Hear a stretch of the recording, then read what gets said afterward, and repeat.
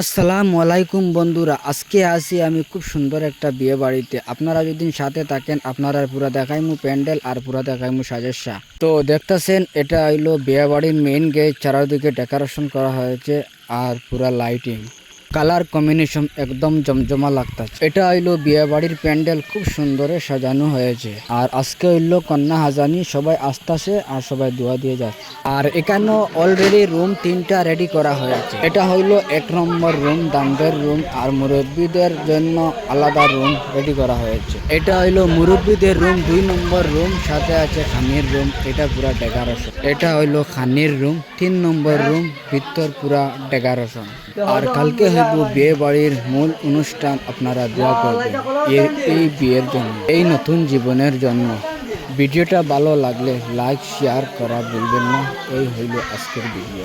তোমার তো আজকে খুব সুন্দর লাগে লাগেনি হয় হয় বিয়ে বাড়ি বিয়ার উপলক্ষে কোনটা কও? বিয়ার উপলক্ষে কিতাব হইতাম তো ভিডিও দেখবা। হ্যাঁ দর্শক লাইক শেয়ার কমেন্ট লাইক করতা। শেয়ার কমেন্ট করবা। বিয়াটা কোন জায়গা তার কম না, অনুভব বিয়াটা কোন জায়গা তার কম না। জামালপুর পরে স্কুলে আর এমন ব্লগ দেখতে চাইলে ফলো করেন জামালপুর ফানি টিভি।